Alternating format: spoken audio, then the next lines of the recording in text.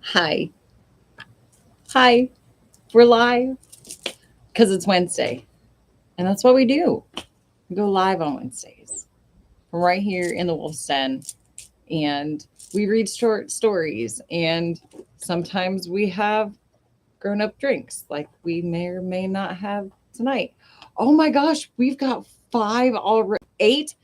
Please say hello in the chat, you guys. Oh my gosh. Yay. What a party. Oh, this is great.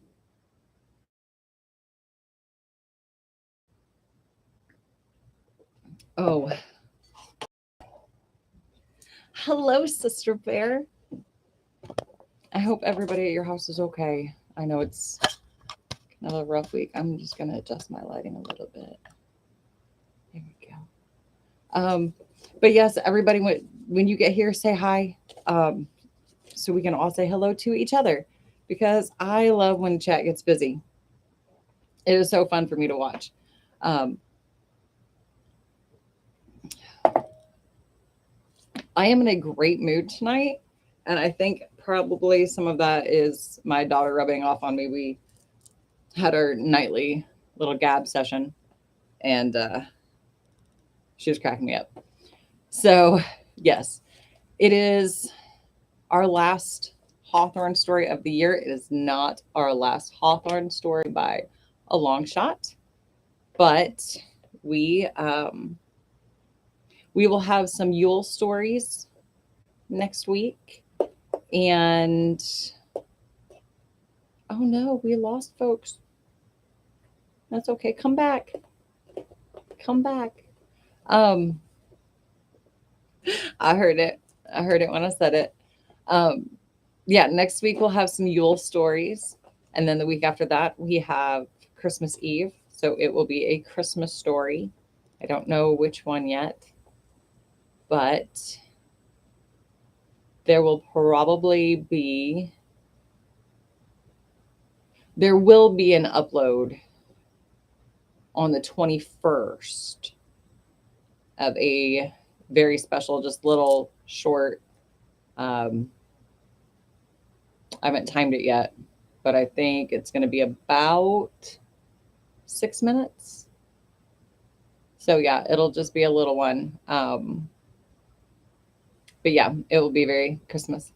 And then us for our Wednesday night show by Heidi McCack. And I haven't read it yet. I am really, really being good about just leaving it go. But I want to read this story real bad. So yeah. So New Year's Eve is going to be a lot of fun. And we'll probably do,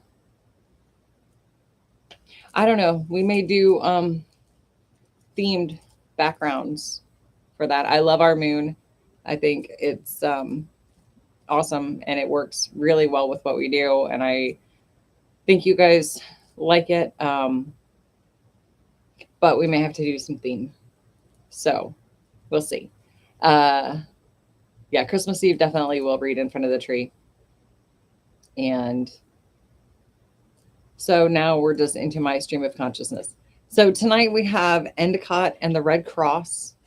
If you guys are jumping in just now, please say hello in the chat, so I can say hello back, and thank you for being here. This has been, we started in May.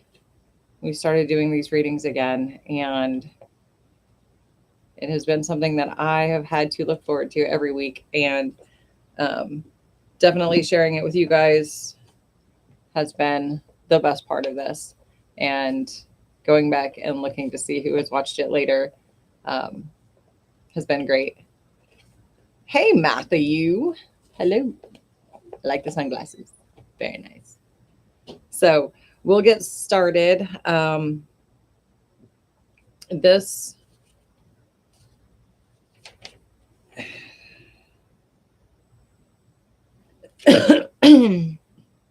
I need people to remember the times in which this was written.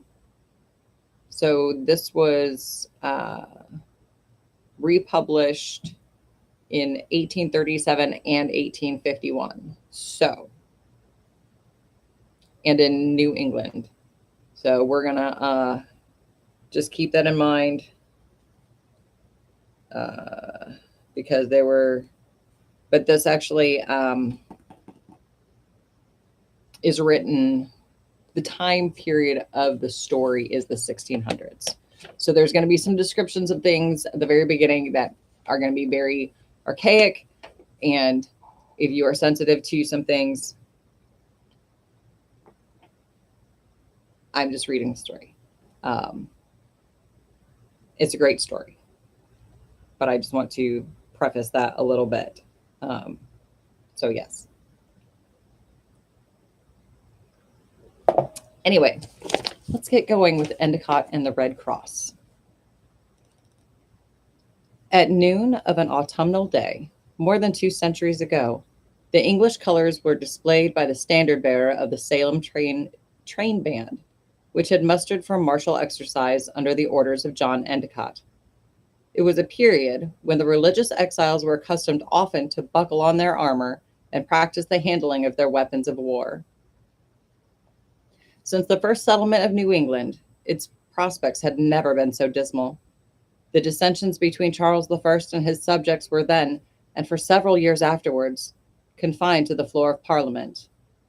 The measures of the king and ministry were rendered more tyrannically violent by an opposition which had not yet acquired sufficient confidence in its own strength to resist royal injustice with the sword.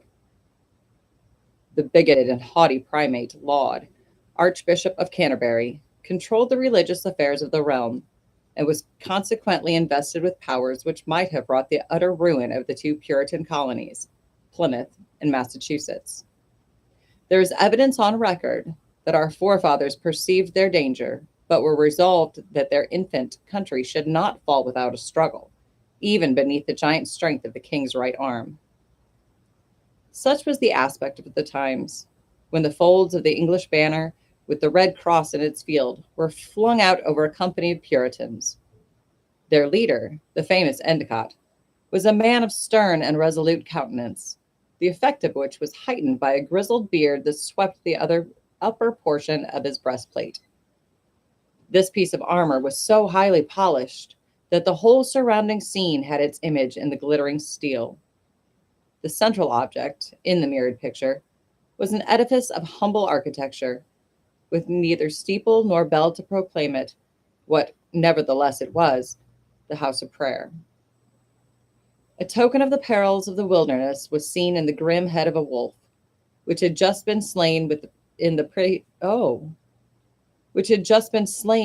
precincts of the town, and according to the regular mode of claiming the bounty, was nailed on the porch of the meeting house. The blood was still splashing on the doorstep. There happened to be visible, at the same noontide hour, so many other characteristics of the time and manners of the Puritans that we must endeavor to represent them in a sketch, though far less vividly than they were reflected in the polished breastplate of John Endicott.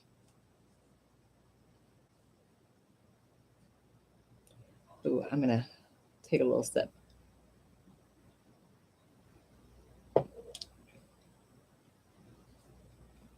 In close vicinity to the sacred edifice appeared that important engine of puritanical authority, the whipping post, with the soil around it well trodden by the feet of evildoers who had there been disciplined.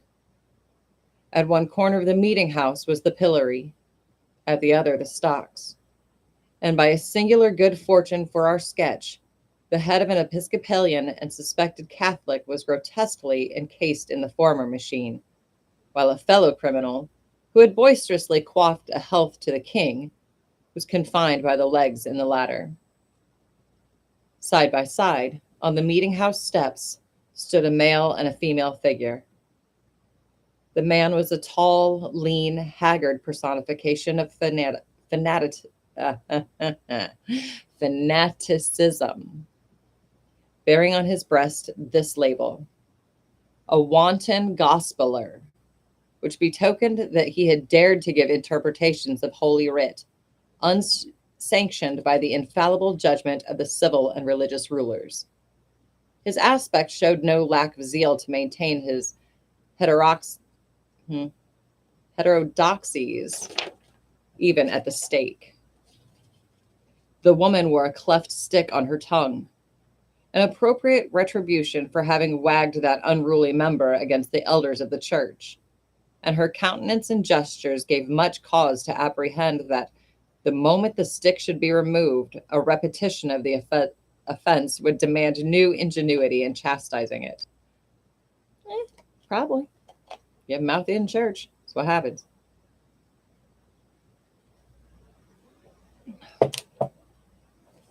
The above-mentioned individuals had been sentenced to undergo their various modes of ignominy for the space of 1 hour at noonday.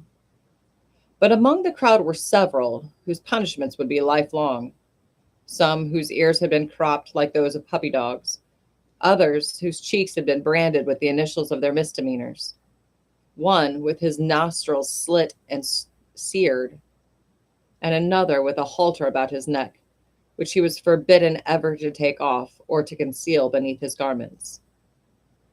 Methinks he must have been grievously tempted to affix the other end of the rope to some convenient beam or bough. There was likewise a young woman, with no mean share of beauty, whose doom it was to wear the letter A on the breast of her gown, in the eyes of all the world and her own children. And even her own children knew what that initial signified. Sporting with her infamy, the lost and desperate creature who had embroidered the fatal token in scarlet cloth, with gold and thread, and the nicest art of needlework, so that the capital A might have been thought to mean admirable, or anything rather than adulterous. We might have to throw it in. It's so good. It might be a little intense, but it's so good.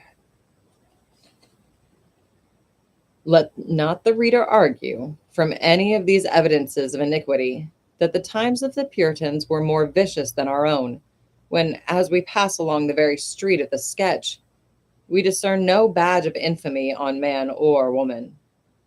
It was the policy of our ancestors to search out even the most secret sins and expose them to shame, without fear or favor, in the broadest light of the noonday sun.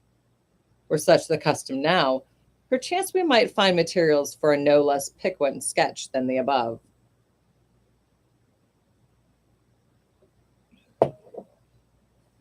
Except the malefactors whom we have described, and the diseased or infirm persons, the whole male population of the town between 16 years and 60 were seen in the ranks of the train band.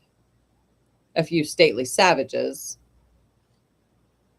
1830s, in all the pomp and dignity of the primeval Indian, stood gazing at the spectacle. Their flint-headed arrows were but childish weapons compared with the matchlocks of the Puritans, which would have rattled harmlessly against the steel caps and hammered iron breastplates, which enclosed each soldier in an individual fortress. The valiant John Endicott glanced with an eye of pride at his sturdy followers, and prepared to renew the martial toils of the day. "Come, my stout hearts," quoth he, drawing his sword. "Let us show these poor heathen that we can handle our weapons like men of might. Well, for them, if they put us not to prove it in earnest." The iron-breasted company straightened their line, and each man drew the heavy butt of his matchlock close to his left foot, thus awaiting the orders of the captain. But as Endicott glanced right and left along the front, he discovered a personage at some little distance, with whom it behooved him to hold a parley. It was an elderly gentleman, wearing a black cloak and band, and a high-crowned hat, beneath which was a velvet skull-cap, the whole being the garb of a Puritan minister. This reverend person bore a staff, which seemed to have been recently cut in the forest, and his shoes were bemired, as if he had been traveling on foot through the swamps of the wilderness. His aspect was perfectly that of a pilgrim, heightened also by an apostolic dignity. Just as Endicott perceived him, he laid aside his staff and stooped to drink at a bubbling fountain, which gushed into the sunshine about a score of yards from the corner of the meeting house. But ere the good man drank, he turned his head heavenward in thankfulness, and then, holding back his gray beard with one hand, he scooped up his simple draught in the hollow of the other. "What ho, good Mr. Williams!" shouted Endicott. "You are welcome back again to our town of peace. How does our worthy Governor Winthrop? And what news from Boston?" "The governor hath his health, worshipful sir," answered Roger Williams, now resuming his staff and drawing near. "And, for the news, here is a letter, which, knowing I was to travel hitherward today, his excellency committed to my charge. Belike it contains tidings of much import, for a ship arrived yesterday from England." Ooh, a ship from England. Mr. Williams, the minister of Salem, and of course known to all the spectators, had now reached the spot where Endicott was standing under the banner of his company, and put the governor's epistle into his hand. The broad seal was impressed with Winthrop's coat of arms. Endicott hastily unclosed the letter and began to read, while, as his eye passed down the page, a wrathful change came over his manly countenance. The blood glowed through it till it seemed to be kindling with an internal heat. Nor was it unnatural to suppose that his breastplate would likewise become red hot, with the angry fire of the bosom which it covered, so that it rustled as loud as the flag above his head. "Black tidings these, Mr. Williams," said he. "Blacker never came to New England. Doubtless you know their purport?" "Yea, truly," replied Roger Williams, "for the governor consulted respecting this matter with my brethren in the ministry at Boston, and my opinion was likewise asked. And his excellency entreats you by me that the news be not suddenly noised abroad, lest the people be stirred up unto some outbreak, and thereby give the king and the archbishop a handle against us." Peaceful protests.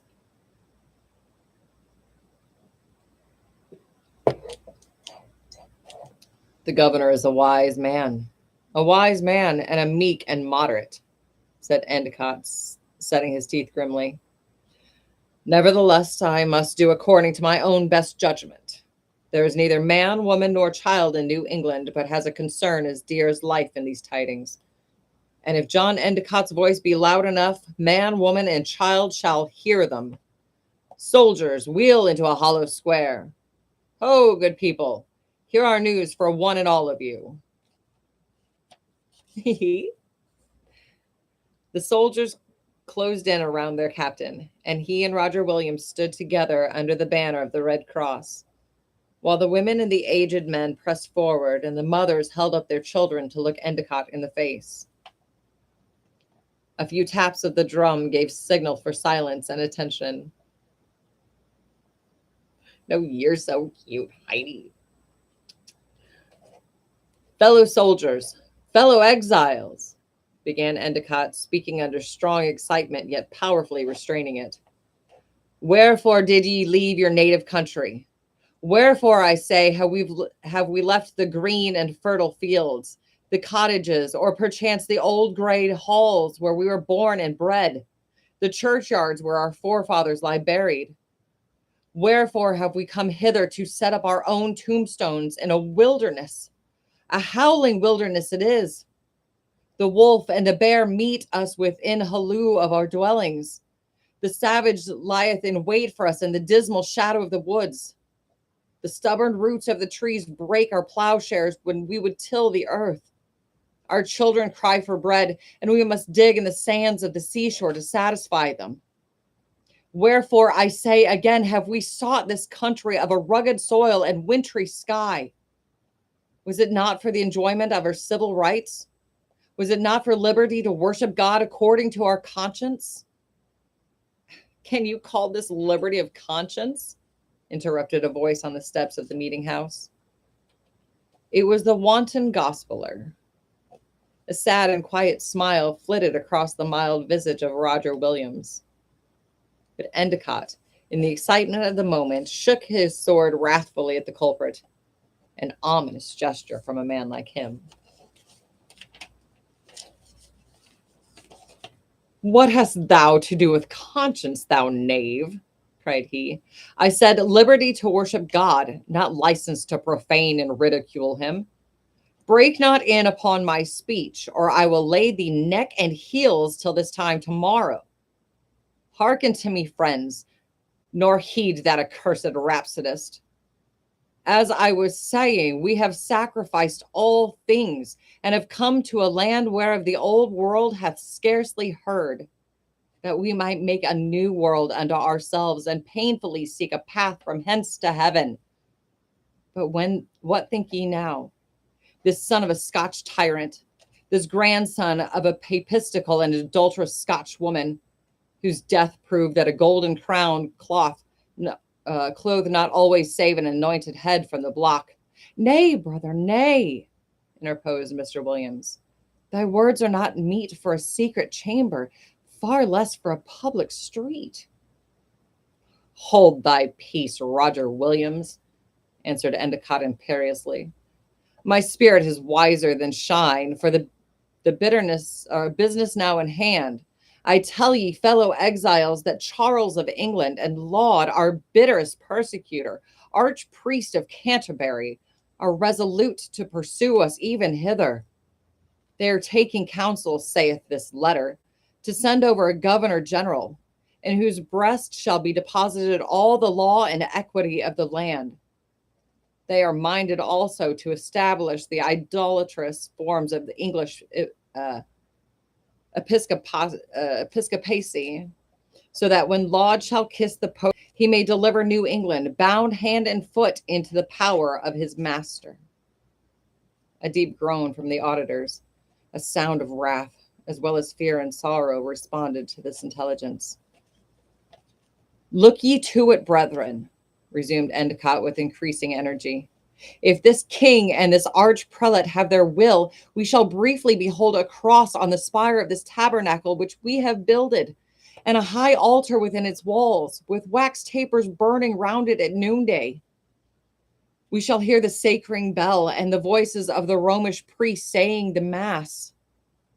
But think ye, Christian men, that these abominations may be suffered without a sword drawn, without a shot fired, without blood spilled, yea, on the very stairs of the pulpit? No, be ye strong of hand and stout of heart. Here we stand on our own soil, which we have bought with our goods, which we have won with our swords, which we have cleared with our axes, which we have tilled with the sweat of our brows, which we have sanctified by our prayers to the God that brought us hither. Who shall enslave us here? What have we to do, this mitred prelate, with this crowned king? What have we to do with England? Endicott gazed around at the excited countenances of the people, now full of his own spirit, and then turned suddenly to the standard bearer who stood close behind him. Officer, lower your banner, said he. The officer obeyed, and brandishing his sword, Endicott thrust it through the cloth, and with his left hand rent the red cross completely out of the banner. He then waved the tattered ensign above his head. Sacrilegious wretch, cried the high churchman of the pillory, unable longer to restrain himself. Thou hast rejected the symbol of our holy religion. Treason! Treason! Roared the royalists in the stocks. He hath defaced the king's banner. Before God and man, I will avouch the deed, answered Endicott. Beat a flourish, drummer. Shout, soldiers and people, in honor of the ensign of New England. Neither pope nor tyrant hath part in it now. With a cry of triumph, the people gave their sanction to one of the boldest exploits which our history records. And forever honored be the name of Endicott. We look back through the mist of ages and recognize in the rending of the red cross from New England's banner the first omen of that deliverance which our fathers consummated after the bones of the stern Puritan had lain more than a century in the dust.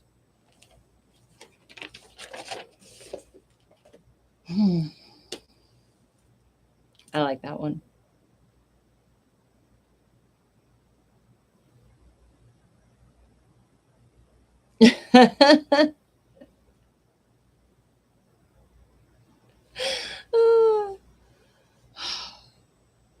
I hope you guys like that one. That was fun to read. I like it when I get to get fired up.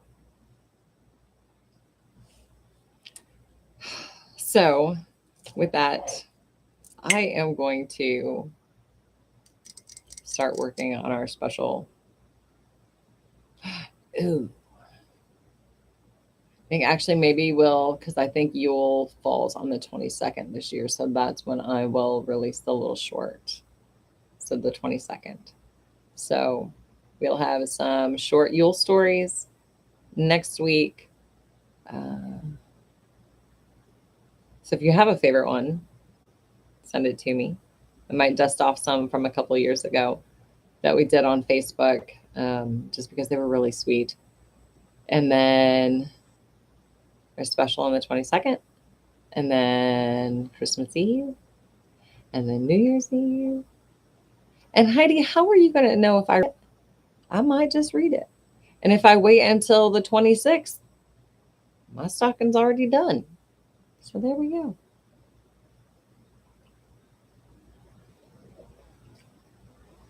So thank you guys so much again for being here.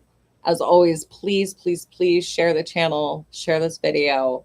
So Wakefield got 155 views so far. So share this. Let's see if we can. Let's see if people have the same reaction to that as I do. So in the comments, and I will go back and check, put how you felt during Endicott's big speech to everyone. Because I feel a way about it, and I want to see how you guys feel about it. But yes, anyway, I might pop up this weekend. It's going to be really cold. I'm going to be in the house. We might just go live. Just cuz. Why not? Yeah, we might pick we got some other books. We got lots of books.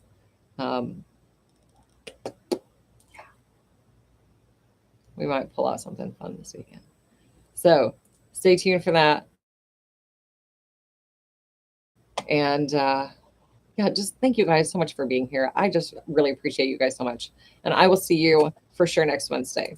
So thank you for being here. Bye.